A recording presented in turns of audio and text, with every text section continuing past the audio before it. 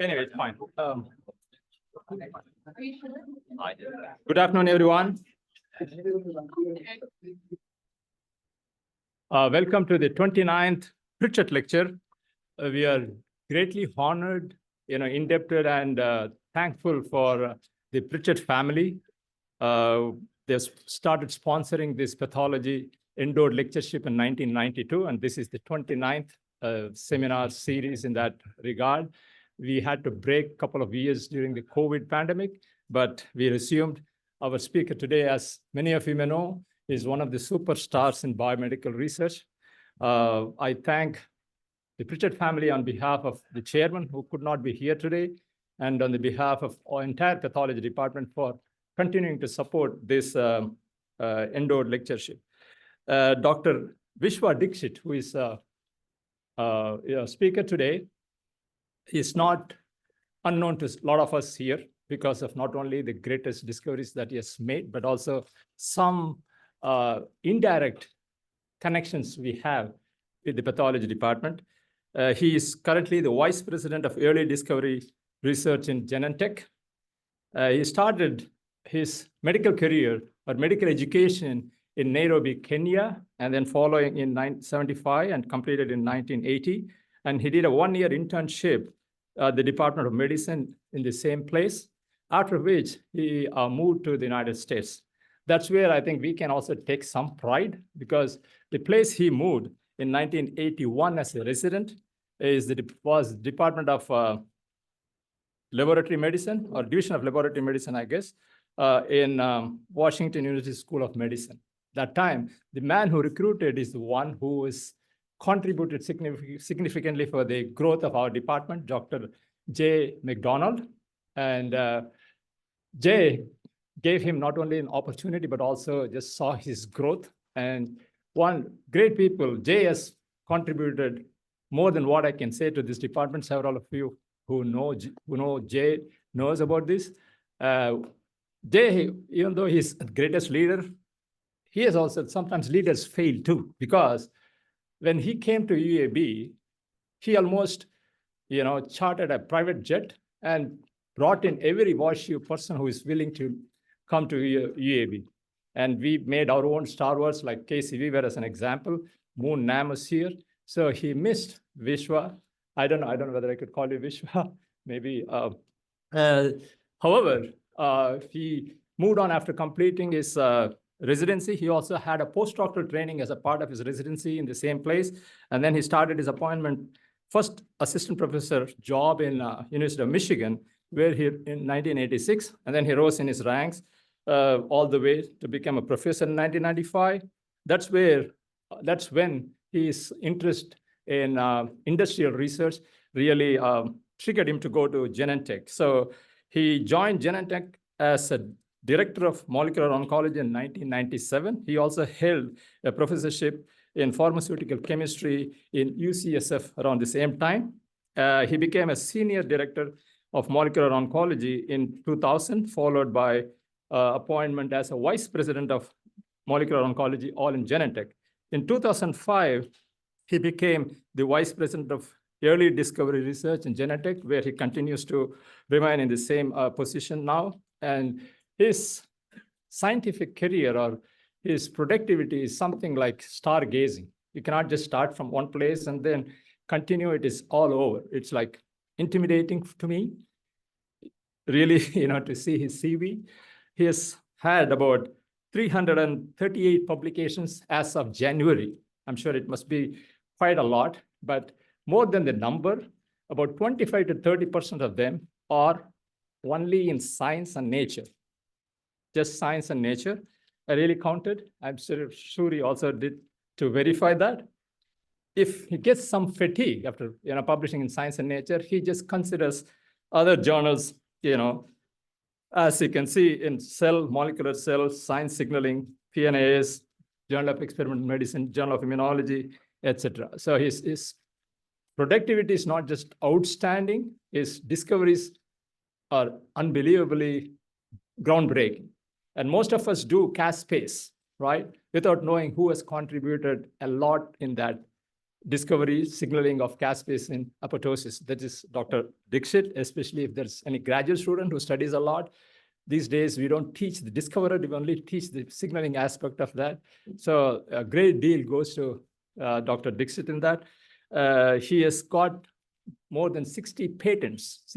So, and he has been a member of national, international, highest organizations. I don't have the skill set of an auctioneer to complete all of them in a short time, but just to mention a few, he's a National Academy of Sciences member. He's a member of National Academy of Medicine. He's American Advancement of Arts and Sciences membership. He is a member of European Molecular Biology Organization. He is a foreign member of Royal Society, foreign member of Royal Society of Netherlands, Academy of Arts and Netherlands Academy of Arts and Sciences, Heineken Prize for Medicine. And then he is also on the advisory board of Howard Hughes Medical Institute, as well as Bill and Melinda Gates Foundation. I don't know if I have missed something. Pardon me, Dr. Dixit. I think everything speaks for itself. So I'm really amazed to see the title, Why So Many Ways to Die? I don't think dogs kill cats. It's like the fear of death is worse than death itself. Probably that's one of the means here too. Thank you very much.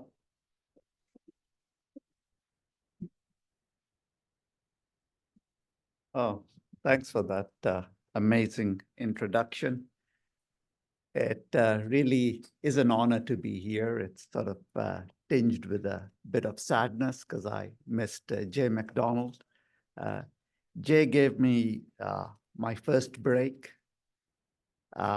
He gambled on me. He gave me a residency position in 1980 at WashU in St. Louis. I think he had a lot more qualified candidates, but for some reason, he picked me, and I've been grateful to him ever since. It's wonderful to visit Birmingham because UAB, because of the connection with WashU. I've known Joanne Murphy Ulrich for a very long time. I was looking forward to seeing Munam, but I guess he's retired, not here. But there are many connections, Casey Weaver, etc. What I thought today is I would give you sort of a historical perspective on the work we have recently done on pyroptosis or inflammatory cell death. I'll revisit some old ground and then turn to discuss some more recent data. So the question that I want to address is how are leaderless cytokines, these are cytokines that don't have a signal peptide, so they're not traversing through the Golgi apparatus to the exterior. How are these cytokines released by cells? So classic examples of this would be IL-1 beta and IL-18. These are two very potent pro-inflammatory cytokines, but they don't have a signal peptide. And it's been a question that has tormented the field of cell biology and immunology for many decades as to how such potent mediators of inflammation would be released given that they don't have a signal peptide. So I have to give you a historical perspective on IL-1 beta and IL-18. These cytokines that are highly inflammatory actually occur in cells of the innate immune system in a proform, an inactive form. And they're proteolytically converted to the active cytokine by a protease. And in the late 80s, the thinking was that if one could identify this protease, then one could potentially inhibit it and freeze these cytokines in their inactive proform. So you would have an anti-inflammatory. So the race was on to find the protease. And the protease was found. It was termed interleukin-1 converting enzyme, or ICE. And this was work by Roy Black at Immunex and Nancy Thornberry at Merck. And they found that they had stumbled upon a most unusual protease. It was a heterodimeric protease, a cysteine protease, but most importantly, it had an unusual substrate specificity. It cleaved after an aspartic acid residue. What they and subsequent studies showed that these proteases, that ICE exists as a zymogen, a single polypeptide inactive zymogen. But it's activated to the active protease, interleukin-1 converting enzyme. And this protease, once active, is able to proteolytically mature pro-IL-1 beta and pro-IL-18 to give you the mature cytokines. Okay, so you have a classic protease cascade, exists as a zymogen, it's activated, you get the active protease, it cleaves its substrates. Now, as often happens in science, two seemingly unrelated fields can come together to illuminate a new field of biology. And this is what happened here, because unbeknownst to Nancy Thornberry or Roy Black, Bob Horowitz at MIT was defining the cell death pathway in the worm C. elegans. So this was a genetic approach, and they found that the centrally important death gene in C. elegans was a gene of unknown function, SED3. One day they ran it through the databases, and lo and behold, SED3 turned out to have homology to interleukin-1 converting enzyme. SED3 turned out to be a protease, turned out to be a cysteine protease that cleaved after an aspartic acid residue. And for this work, Bob Horowitz was given the Nobel Prize. So following this, the race was on to identify proteases of this class. These proteases are referred to as caspases. The C denotes that they're cysteine protease, and the aspase denotes that they cleave after an aspartic acid residue. Now, there are a dozen or so mammalian caspases, and you're probably very familiar with the caspases involved in apoptosis, such as caspase 3 or caspase 7. There are kits sold for them. But I just want to remind you that the granddaddy is caspase 1, previously known as interleukin-1 converting enzyme. So this was really the key to the family. And this protease, ICE, caspase 1, as I'll refer to going on, is a protease involved in inflammatory cell death and inflammatory signaling.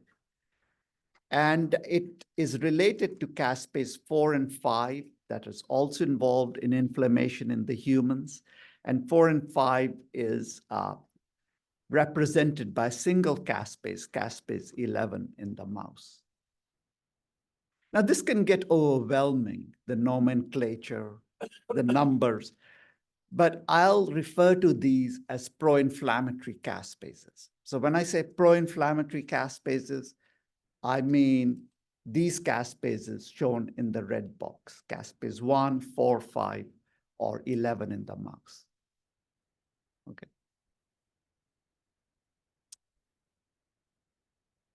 Now, the question, though, that the field in the early 2000s was concerned about was, how do you activate caspase 1? Because remember, I said caspase 1 is a zymogen, an inactive single polypeptide, and you get activation to give you the active dimeric protease.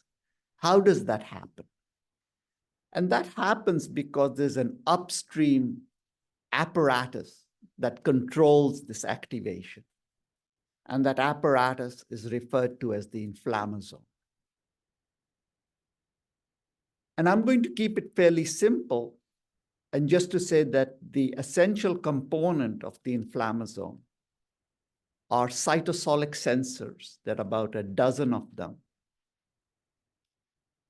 You've heard of some of them, like NALP3 possibly. But these sensors respond to perturbation of the cytosolic environment by potential insults.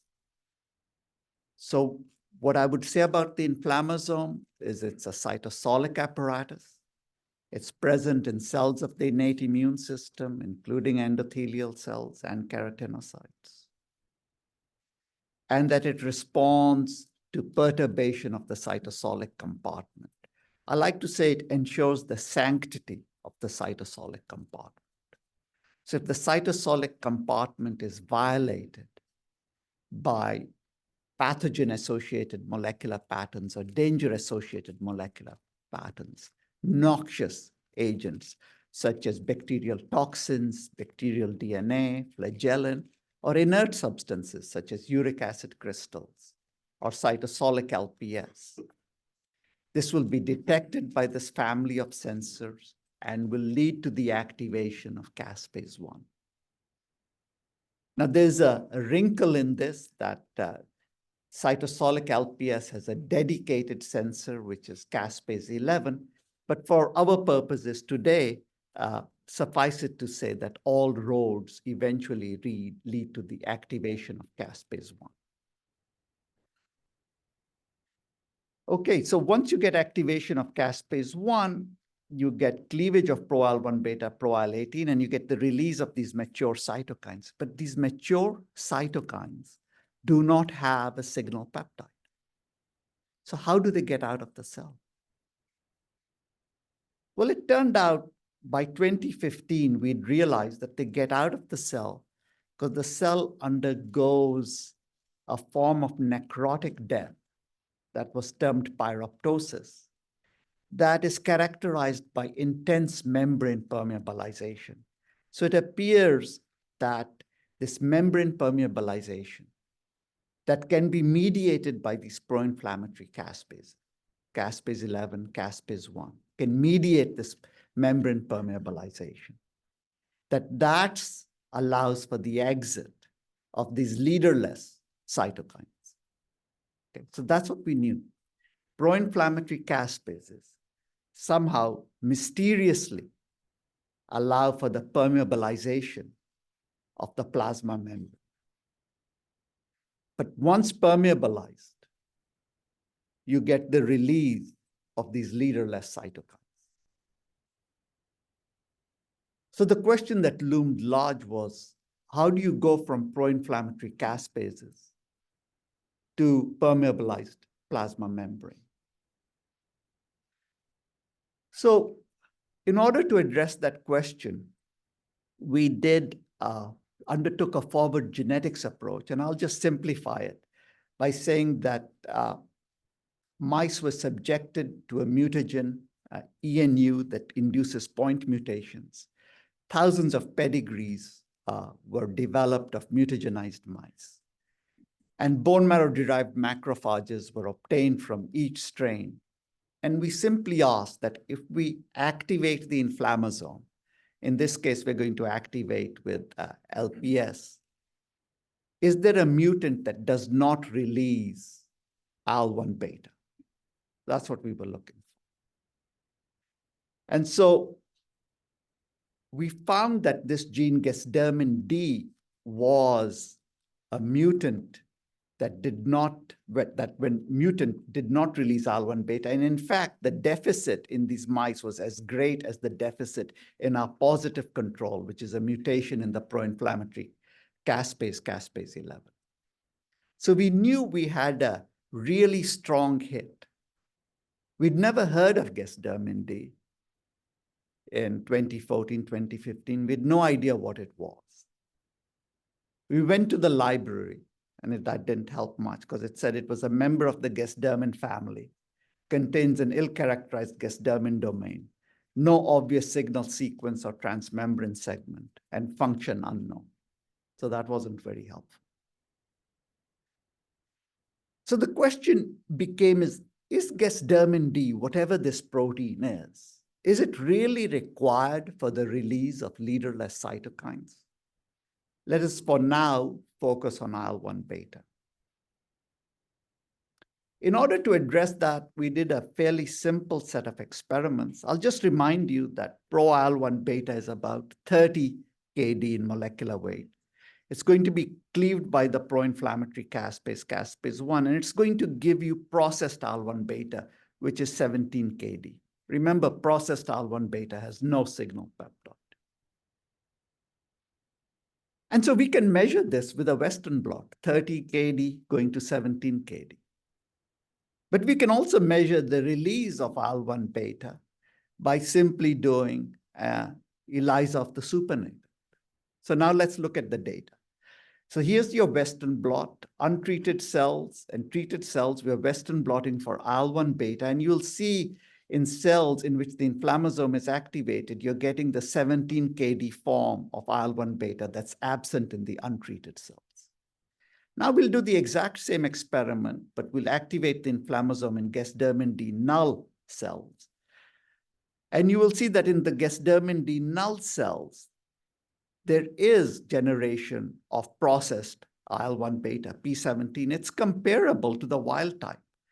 But now let's look at the ELISA assay.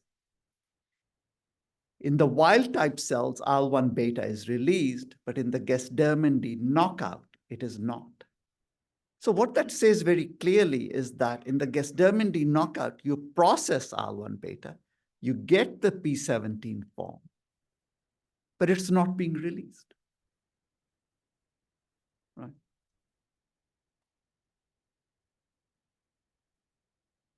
Now, the other unusual thing that we discovered, the other striking finding, I should say, is that Gesdermin D was being cleaved when the inflammasome was being activated.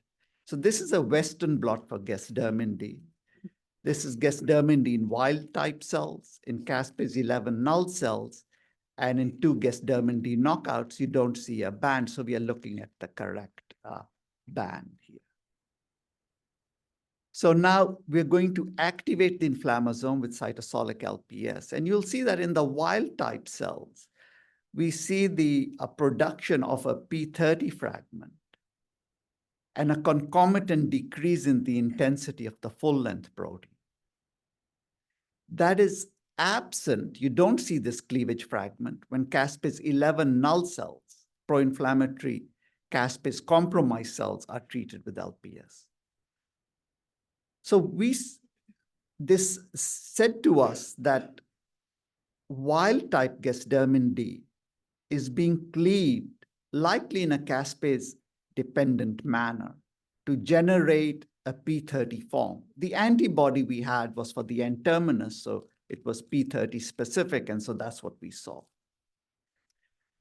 Now, to confirm that with the recombinant protein, we took purified Gesdermin D, incubated it with caspase-11, and you got 2 fragments, P30 and P20. And when we sequenced these fragments, we realized that the cleavage was after an aspartic acid residue, aspartate 276. Okay. So what I've told you till now is that Gesdermin D appears to be involved in the release of IL-1 beta. And Gesdermin D is also cleaved by pro-inflammatory caspases to give you 2 fragments, P30 and P20. But you could ask yourself, is this cleavage important? Is it important for the release of IL-1 beta, or is it an incidental finding?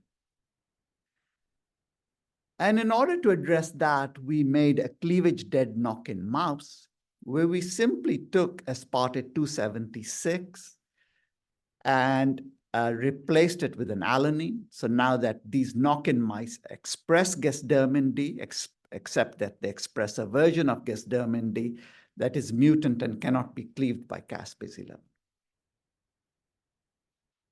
And now we look at the release of IL-1 beta. So in response to an inflammatory insult, cytosolic LPS, wild type macrophages release a copious ton of IL-1 beta. Gasdermin D knockouts do not, which is consistent with our previous information. But look at this. The processing dead mutant that's expressing full-length Gasdermin D but cannot be cleaved to give you P30, P20 is also not releasing IL-1 beta. So from this, we surmise that not only is Gasdermin D essential for the release of IL-1 beta and other leaderless cytokines, but it has to be cleaved to give you P30 and P20.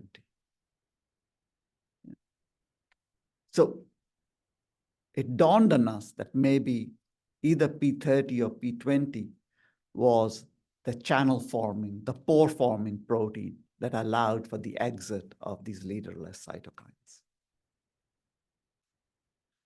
And we did, again, a relatively simple experiment.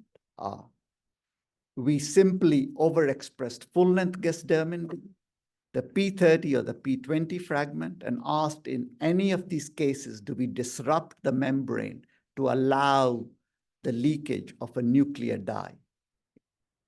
And indeed, when you overexpress P30, we see that the plasma membrane is disrupted and the cell's nuclei stain positive.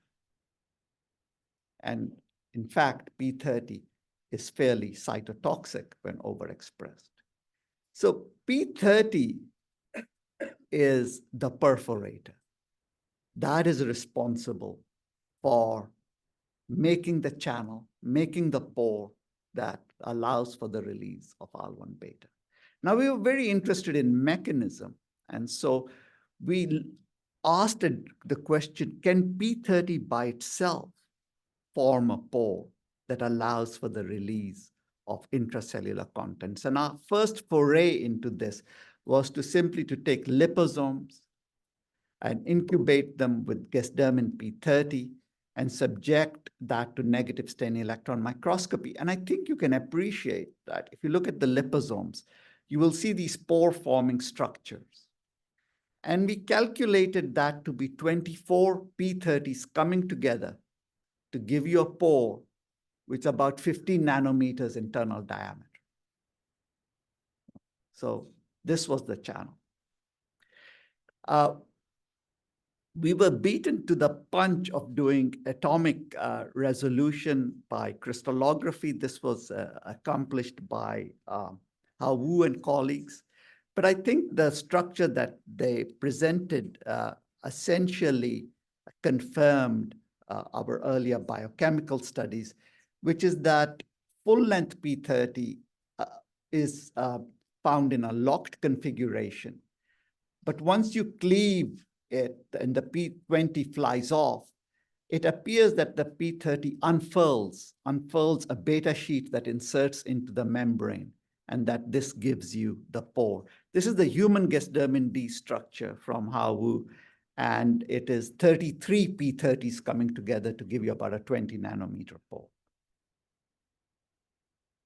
So I think in short order, by the time we wrote this review, we felt we'd solved the conundrum of how proteins that lack a signal peptide leave the cell. So this would include IL-1 beta, IL-18, IL-1 alpha, IL-33, etc. So pro-inflammatory cytokines, pro-inflammatory insults activate pro-inflammatory caspases. You get cleavage of Gasdermin D. You get the formation of a pore of about 20 nanometers. And this is large enough to allow for the release of cytokine that's about 4.5 nanometers in diameter. This eventually leads to the collapse of the electrochemical gradient and lysis of the cells that we measure with LDH release. And so the initial reports on this finding were from my own group, and where we used forward genetics, and from a group led by Feng Shao in Beijing, who used emerging CRISPR technology. And these reports were published back to back and really brought to the fore a gene, Gesdermin D, that was previously uncharacterized. But now if you look at the literature, it's a sort of a cottage industry, the study of Gesdermins. There may be like 10 papers every day on it. But I wanted to bring your attention to this particular paper, not from my own group, but from Kranzush at Harvard, who discovered their bacterial Gesdermins. Imagine that, bacterial Gesdermins, and it gets better. These bacterial Gesdermins are part of an operon. The other part of the operon is a caspase-like protease. So when bacteria are infected with phage, this operon gets switched on. The caspase-like protease cleaves the bacterial Gesdermin. The amino terminal fragment forms a pore. The bacteria dies. The replicative niche for the phage is denied. So this is part and parcel of the bacterial immune response to phage. Of course, the other factors that contribute to this are the foundations of molecular biology, so restriction enzymes and CRISPR. But you and I don't have restriction enzymes and CRISPR. It's not conserved all the way to us. But look at this mechanism, Gesdermin D. Evolutionary conservation from bacteria to you and I. So evolution is quite lazy. Once it finds a way to kill a powerful mechanism to kill, it just copy and pastes that. So this is of fundamental importance in bacterial immunity and of fundamental importance in human immunity. Okay. So now, what I should say is that while the road is long, there is the prospect that maybe we could inhibit Gesdermin D. It's a difficult protein to inhibit because it's not an enzyme. But the reason to do that or to contemplate it is that if we inhibited Gesdermin D, then in one fell swoop, you would blunt the cytokine storm that is associated with diseases like sepsis. And why I say that is that it is through this Gesdermin D pore that you get the release of not only very potent leaderless cytokines like IL-18 and IL-1 beta and IL-1 alpha, but also other mediators of inflammation. A large array of inflammatory mediators depart through this pore. So if you could inhibit the Gesdermin D pore, then you would blunt the cytokine storm that characterizes, COVID lung, sepsis, and other diseases.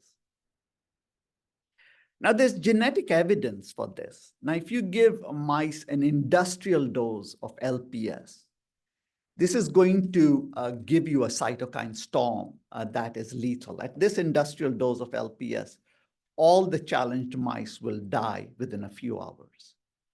But if you have disabled the Gesdermin D pathway by either disabling the upstream caspase or Gesdermin D itself, you're relatively resistant to this lethal challenge. But look at the cytokine profile. We are measuring IL-18 and IL-1 beta picograms per mil. And on this industrial level of LPS, IL-18 goes to 8,000 picograms per mil. That's not compatible with life if you were in an ICU and you had the circulating levels of cytokines. But in the Gesdermin D null challenged with LPS, you approach baseline. So at least this is genetic evidence, and this is further evidence where we use the cleavage dead version of Gesdermin D. So saying that pore formation is essential, and it is protective, that this is genetic evidence that inhibiting Gesdermin D may help with blunting that cytokine surge.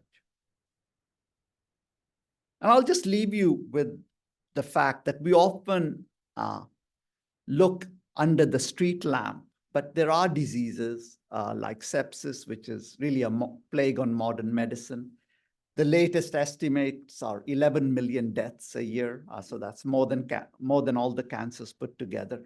And 40% of those who succumb to sepsis are less than 5 years of age. So it's really, this is an editorial from The Lancet, which is pleads to the pharmaceutical industry to do more about this plague on modern medicine.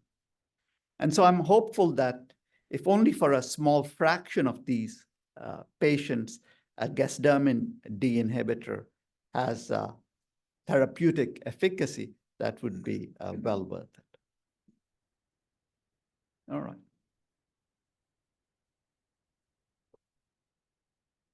So now I'm going to change gears and talk about a very unexpected discovery. And I'm not sure that we totally understand it, but you recall our approach is forward genetics. And we take bone marrow-derived macrophages from all these mutagenized pedigrees, we treat with a pro-inflammatory stimulator, and we measure the release of IL-1 beta in picograms per mil. It's a very high dose of cytosolic LPS. You're getting industrial amounts of IL-1 beta made, and the cells inevitably all die. And just as a sanity check for cell death, we do LDH release. And a few years ago, the lab came to me and said, we have a strain of mice that is mutant in a protein called NINJ1, where the release of IL-1 beta happens just fine. But the release of LDH is severely compromised. I'm like, how can that be? I said, so the cells, are they dead? They said, yeah, they're dead. I said, you're telling me dead cells are not releasing LDH? Are you mad? How can that be possible? LDH is measured in the clinical labs. You can buy a kit. That's how we assess cell death, is by measuring LDH. And you're saying you have a strain of mouse in which you presumably generate dead cells, and they're not releasing LDH. I'm like, there's some sort of weird artifact we've stumbled onto. What I should note is that IL-1 beta is small, 17 kD, and LDH is large, 140 kD. And so I didn't believe this. These are heavily mutagenized mice. Each pedigree can contain up to 30 mutations. So I said, I don't believe this. So let's make 2 independent knockout strains of NINJ1. And let's look at the data with cells derived from these 2 knockout strains. So now we look at IL-1 beta release. Open bars are wild-type macrophages. Red bars are NINJ1 knockout macrophages. And we treat with LPS.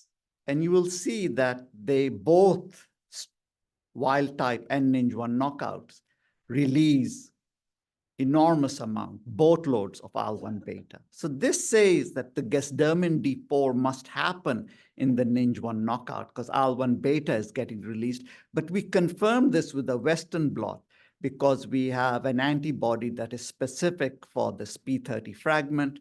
So wild-type cells exposed to LPS generate P30, as do the NINJ1 knockouts exposed to LPS generate P30. So biochemically, we could show that the NINJ1 knockouts indeed make the gasdermin D4s and release IL-1 beta. But look what happens when we look at LDH release. Wild-type cells release LDH, NINJ1 knockouts don't. So this was really surprising because these cells were dead and they weren't releasing LDH. I'm like, I'll tell you. It's a simple answer. It's LDH. We shouldn't be looking at LDH. It's probably something weird with LDH or, So we did an unbiased secretome proteomics looking at the spectrum of proteins released in wild-type cells versus NINJ1 knockout cells when they were treated with LPS. And you can appreciate that a large number of proteins, their release is compromised in the absence of NINJ1. So it wasn't an LDH-specific effect. It was an effect that manifested itself in the compromised release of many proteins. I was really surprised by this. So I said, let's look at these cells.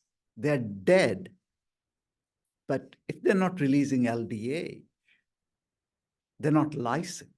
Is that the case? So we took bone marrow-derived macrophages and we treat them with a poison, a potassium ionophore, nigericin. And this is just wild-type cells, just to remind you that the cells become large and then they implode and have this sort of fried egg appearance. So now we're going to look at a lower magnification of wild-type cells exposed to nigericin versus the NINJ1 knockouts exposed to nigericin. And what I hope you will appreciate is that in the NINJ1 knockout, there is a persistence of these ballooned cells that don't lyse. So this is after 24 hours of nigericin treatment. So it isn't one, specific time point that we had to wake up at 1 in the morning so we could generate figure 3A. This is, anybody can do it. So they were not lysing, but the balloon cells were dead, deader than a doornail. And since this is published, I won't show you all the data. But to say that for the first time, we were seeing dead cells that weren't lysing. So I'm like, what is NINJ1? So again, an unexpected protein, little literature on it, small protein, 152 amino acids, has 2 transmembrane regions. One of the predictions is that it has both its N and C terminus out. I'll say more about this later, but highly conserved all the way down to the fly. And it has an external amphipathic helix, which, if you remember, will become important later. But the other point I want to make is that this involvement of NINJ1 in cell lysis isn't something specific to Gesdermin D or to inflammatory death. It is really true, its contribution is evident in all forms of cell death, other than physical. Let's just look at the data. We're looking at cell rupture LDH release. Open bars are wild type, red bars are NINJ1 knockouts, 2 different strains. Without any treatment, that's the basal, about 18% release of LDH. If you freeze thaw the cells, then there's no difference. Nigericin, there is a difference. Streptolysin or Listeria lysino, there is a difference. These are just bacterial pore-forming proteins. But look at this, cisplatin. That has nothing to do with Gesdermin D. You're just killing cells with the chemotherapy. But the lysis of those dead cells is NINJ1 dependent.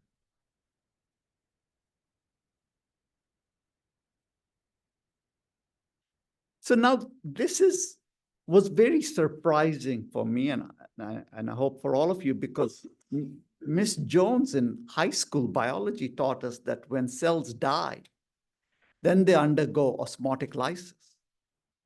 It's unprogrammed, right? That's what you were taught in high school. And you have no reason to doubt that. And now what we are saying is that, no, cell lysis is actively promoted by this protein NINJ1, that we can genetically define a post-death event, cell lysis.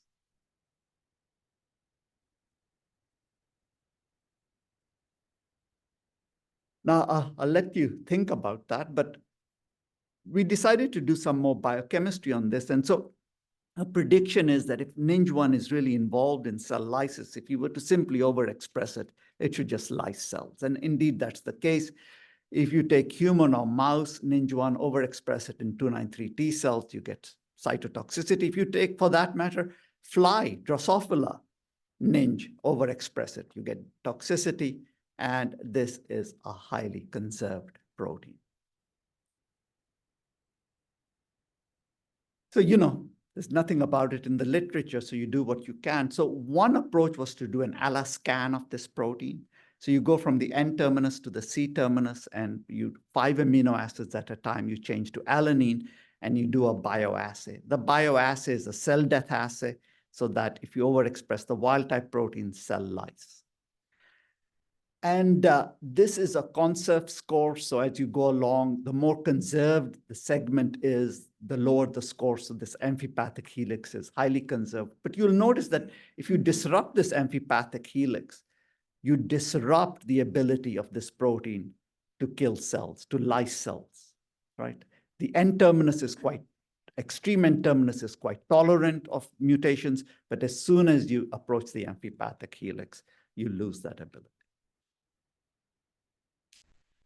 Now, how is NINJ1 doing this?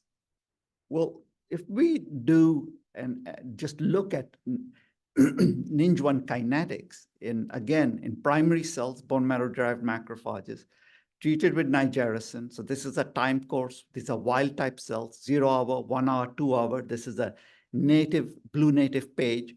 You will appreciate that within an hour, NINJ1 has oligomerized. It's gone from a monomer dimer to a polymeric state. We are looking at the right band because it's not there in the NINJ1 knockout. This is corroborated by immunofluorescence that after nigericin treatment, you see plasma membrane NINJ1, which is fairly homogeneous, aggregate into these puncta in the plasma membrane, which is absent in the knockout. Now, so NINJ1 is getting activated. So it's going from there to there, monomer to polymer. So what's happening? I said, what's the signal? Is it cleavage? Is it a post-translational modification? Is it getting phosphorylated, ubiquitinated? What's happening to it? What signals it to go from monomer to polymer? And the fact of the matter is we haven't been able to find a change in post-translational modifications or integrity of NINJ1. So the model I favor now is that NINJ1 reports on the health of the plasma membrane. And probably in dying cells where you are compromised of energy of ATP, that's reflected in the health of the plasma membrane, because as you know, the plasma membrane is asymmetric and you require energy for that asymmetry. And that somehow that is detected and triggers the polymerization of NINJ1. But the other question that I really don't have the answer to, but I have a best guess for, is why would this be conserved in evolutionary time? What is the evolutionary pressure to conserve an event after death? What's the evolutionary pressure to make a dead cell deader, right? Because this is very surprising. I think it is that it's part and parcel of the innate immune inflammatory response. Because remember, dying cells are taken up by efferocytosis, reticuloendothelial cells, neighboring cells, and Gulf dying cells. And this is a massive buffer. All of us have cells dying all the time, and we don't have an inflammatory response. But if this buffer is overcome, then the dying cells are going to go, what we would postulate, an accelerated plasma membrane rupture that's NINJ1 mediated to signal to the innate immune system by the release of inflammatory mediators that there is injury here that the efferocytosis mechanisms cannot deal with. A corollary to that is that if you were able to inhibit dying cells from releasing inflammatory mediators and give the reticuloendothelial system more time to take them up, then that may be an anti-inflammatory.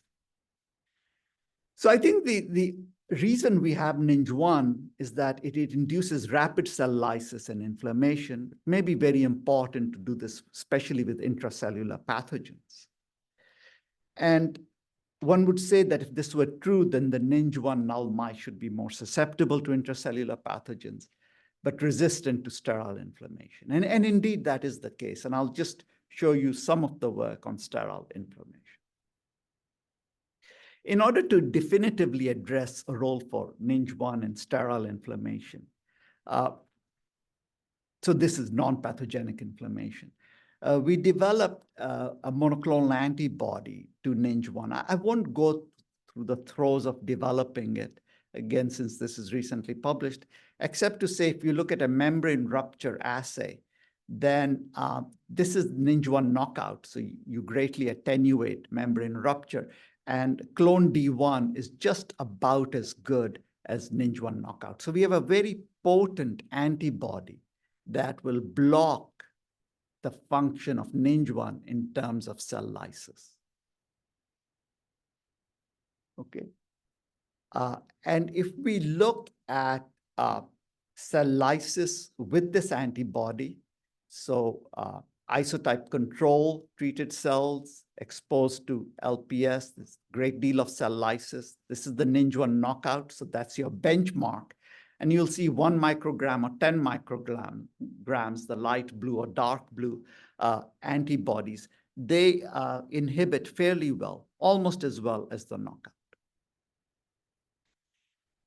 And it appears that the antibody suppresses NINJ1 oligomerization, because if we overexpress NINJ1 and look at it by negative stain EM, you get these polymeric structures, often circular, large structures. But if you co-express the antibody, then these polymeric structures are suppressed. So we think that what the antibody is doing is it's blocking that monomer to polymer evolution. Now, the question was, what model should we look at of sterile inflammation? And there are many. And so one model that was attractive for us was liver disease, because if you look at the UK Biobank, there are polymorphisms in NINJ1.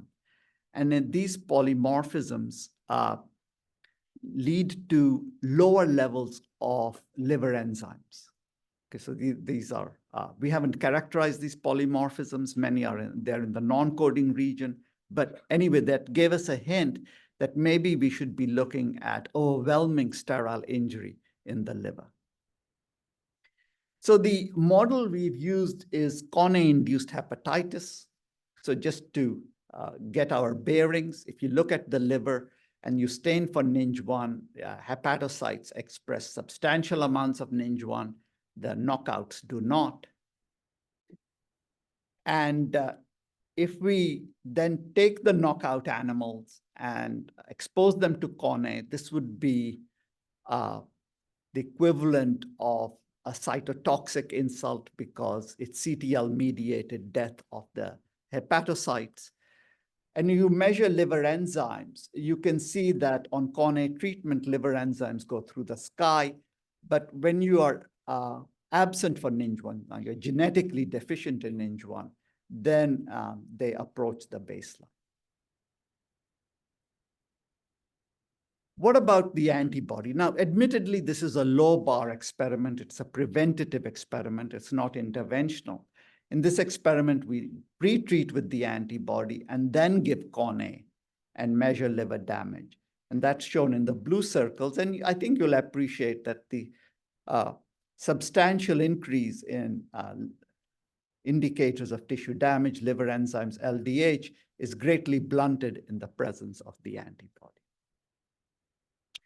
So I would say that NINJ1 is potentially a druggable target, that the basis of it may be that when you have overwhelming tissue injury and efferocytosis mechanisms are overcome and you get secondary necrosis, that having an antibody will allow the reticuloendothelial system or efferocytosis mechanisms, give them a longer period to clear dying cells without their lysing.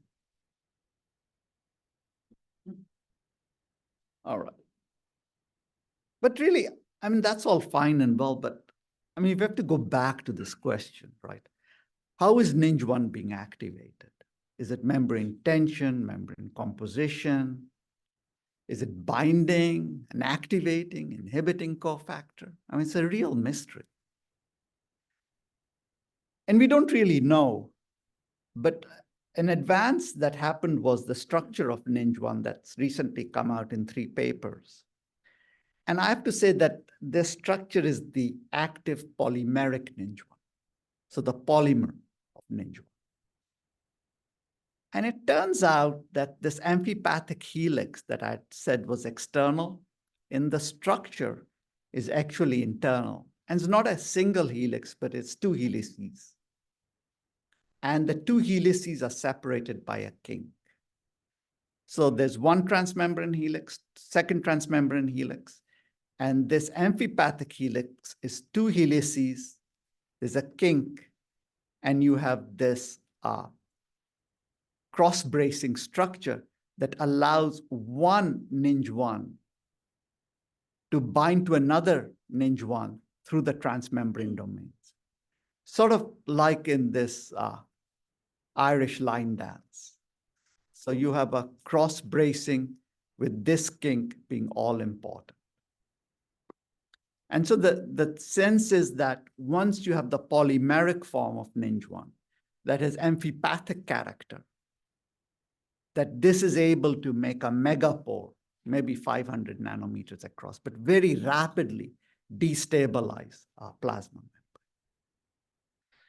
Now, just where we are at the moment is trying to figure out how does you go from a monomer to a polymer, and then how is this transition happen? And you could say, well, what's the evidence that we have that the N-terminus is outside the amphipathic helix? Well, we have an antibody that's specific to the N-terminus, clone 25. And so the question we want to ask is, does this helix really go under a transition from outside to inside? And the evidence that it does exert with an amphipathic helix out configuration is actually flow data. If you just use this antibody, you can fax cells, obtain a positive signal. These are live cells, no fixation for NINJ1. If you delete the C-terminus, you still get a fax. If you delete the N-terminus, you don't. So I think this data suggests that this molecule, NINJ1, is undergoing enormous conformational changes, a conformational dance in the presence of unhealthy membranes that really triggers this monomer to polymer transition. So that's a very active area of research. And we just recently got the structure of the monomeric NINJ1. So we're hoping that that'll give us more insights into this transition. But anyway, I'd like to conclude then with 2 take-home messages. That the question of how leaderless cytokines are released from cells of the immune system has largely been solved through Guest-Dermody pores. And that secondly, what I want to leave you with is this really unexpected discovery that cell lysis following cell death is not a passive event, but one greatly accelerated by NINJ1. So a lot of the work here is forward genetics, which has been a collaboration with the Australian National University and Chris Goodnow and his group. The work on that I've talked about was largely done in collaboration with Nobuhiko Kayagaki, scientist in the department, and his group, Irma Stowe and Bettina Lee. Ofer has since left. And then really a great group of people who helped us with structure, Ishan Kamla, with antibody generation, Ryan, with animal models, Wayne, with pathology, Josh Webster. And so with that, I'll stop and be happy to take questions.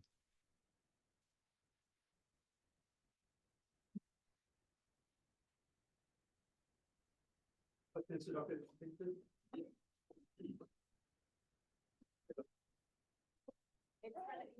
was wondering if you observed or you looked at if there is any difference in how NINJ1 polymerizes depending on the division path. So there is a differential activation of cells at night, Yeah. right? So I was wondering if you saw any connection. We haven't looked, the reagents are just coming online. If you're interested, you're welcome to them, but just coming online. Yeah, we have not looked. You try different lipid liposomes putting NINJ1 and see how NINJ1 We are doing that, and that's ongoing work because clearly it could be lipid composition that is influencing their capacity. So we are doing that.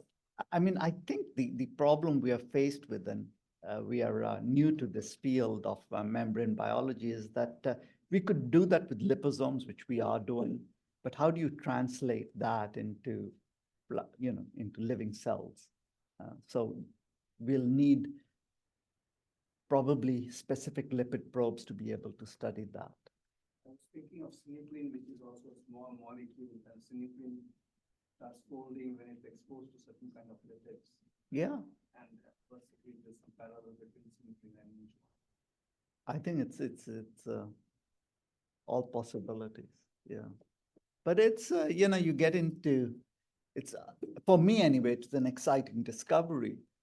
But I almost think that the most exciting work is yet to happen because this mechanism is really elusive. I would say that being in a pathology department, that for a long time, pathologists have been fascinated by this fact that glycine at industrial concentration suppresses membrane lysis.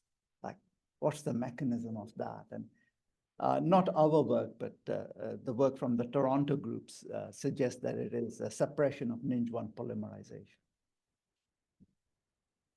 Can I ask you one naive question? I mean, you elegantly showed the role of gas germane in the export of IL-1 and IL-18. Is there any possibility of intracellular lipids acting as chaperones to get them out during apoptosis instead of going through this pathway? Yeah, no, we haven't looked, but what I say is that if there are redundant pathways, and they may well be, really the onus is on the investigator to take our Gesdermin D null mice and show the presence of these redundant pathways, because there was a huge literature on mechanisms by which leaderless cytokines were released. And while that may be true, I think the problem is that nobody's been able to show in the Gesdermin D null situation, or more importantly, in the cleavage dead meat. Because there are papers right now that say oxidation of Gesdermin D is important, palmitylation is important. I don't know, but you look at the cleavage dead mutant, it says none of those are important. So I think genetics speaks loudly.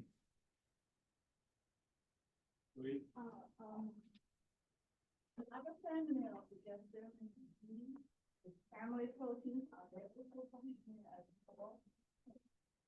How does that act on your inhibitor of Gesdermin D?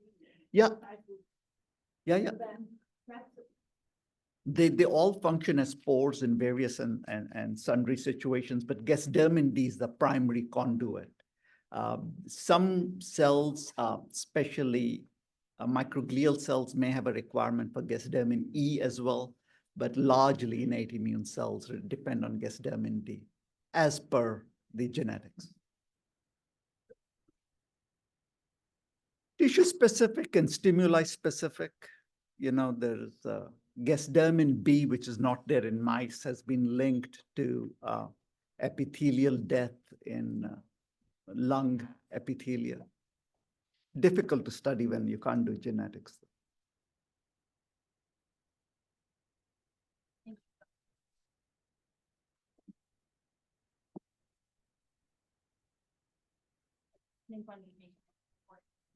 the ultimate degradation of the cells that have died.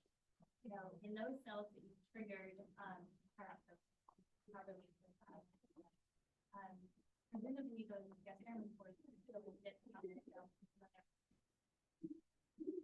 Do you have any thoughts on how the cells maintain that structure? Interact with cell scaffolding when they're still small?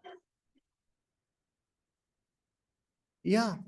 Yeah, no, I think it is the maintaining of a scaffolding. You know, we tend to think of a cell as a balloon and that you pierce it with a needle and it should implode. But in reality, it's a gel, I think. And I think it's just being held up by the polymeric nature of the contents of the cell. So I think, you know, though I was surprised and though, you know, this result is easy to repeat. Once we published this paper, people went into the lab and CRISPRed and engined their lines and wrote back to me and said, hard as it is to believe, it's true. But I think when you think of it, maybe that's why NINJ1 evolved. Because if it was just a balloon bursting, then you wouldn't need NINJ1 to accelerate lysis, right? I mean, then it's a balloon bursting. Can't make that go any faster. But I think the fact that we're talking about gelatinous cellular contents, the rupture, the disintegration of that plasma membrane really needs to be accelerated. Do malignant cells downregulate NINJ1 or require mutations in NINJ1 such that they survive? There are all sorts of papers now coming out of the woodwork, and I don't know, there's P53 regulation of NINJ1, but we haven't studied it. So I wouldn't be surprised if what you say happens in certain situations. If there are no more questions, Yeah, follow-up. Is there any info on oncogenic viruses and downregulation of NINJ1? No, we are looking for virulence factors that may influence or down-regulate NINJ1, but no cigars so far. If there are no more questions, please give a round of applause again.